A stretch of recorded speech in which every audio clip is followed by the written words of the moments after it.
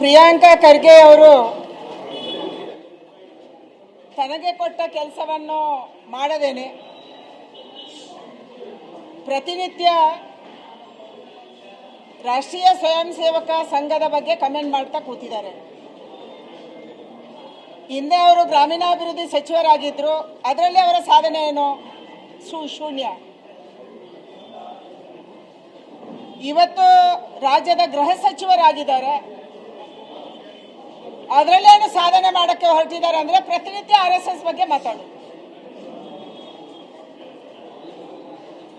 ರಾಜ್ಯದಲ್ಲಿ ಹತ್ಯೆ ಆಗ್ತಾ ಇದೆ, ಕಾನೂನು ಸುವ್ಯವಸ್ಥೆ ಹದಗೆಟ್ಟಿದೆ,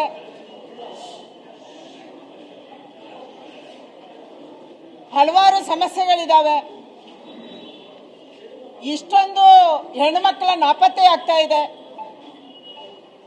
ಗಂಡು ಮಕ್ಕಳ ನಾಪತ್ತೆ ಆಗ್ತಾ ಇದೆ. ಎಲ್ಲಿ ಹೋಗ್ತಿದ್ದಾರೆ ಗೊತ್ತಿಲ್ಲ. ಸಾವಿರಾರು ಜನಕ್ಕೆ ಇವತ್ತು ಲೆಕ್ಕನೇ ಇಲ್ಲದಂತೆ ನಾಪತ್ತೆ ಆಗ್ತಾ ಇದ್ದಾರೆ.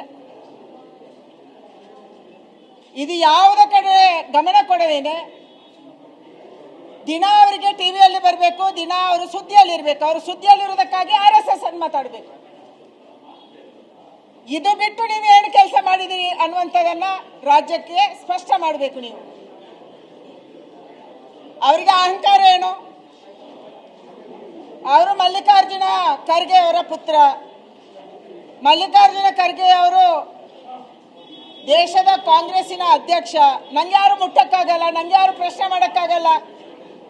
ಪ್ರಶ್ನೆ ಮಾಡಿದ ತಕ್ಷಣ ನಾನು ದಲಿತ ಅದಕ್ಕಾಗಿ ಮಾಡ್ತಾ ಇದ್ದೀನಿ ಅನ್ನುವಂಥದ್ದನ್ನು ಹೇಳ್ತಾ ಇದ್ದಾರೆ. ಅಂದ್ರೆ ಒಂದು ತಂದೆಯ ಹಿಂದೆ ಅಡಗುವಂಥದ್ದು, ಇನ್ನೊಂದು ತಾನು ದಲಿತ ಅನ್ನುವಂಥದ್ದನ್ನ ಬಲಿತರಾದರೂ ಕೂಡ ನಿರಂತರವಾಗಿ ಅಧಿಕಾರದಲ್ಲಿರುವಂತ ಕುಟುಂಬ ಅವ್ರದ್ದು. ಆದ್ರೂ ಕೂಡ ಅದನ್ನ ಮಾತಾಡಿ ಅದರ ನೆರಳನ್ನ ತಗೊಳ್ಳುವಂಥದ್ದು. ಇದು ಇವತ್ತು ಪ್ರಿಯಾಂಕಾ ಖರ್ಗೆ ಅವರು ಮಾಡ್ತಿದ್ದಾರೆ.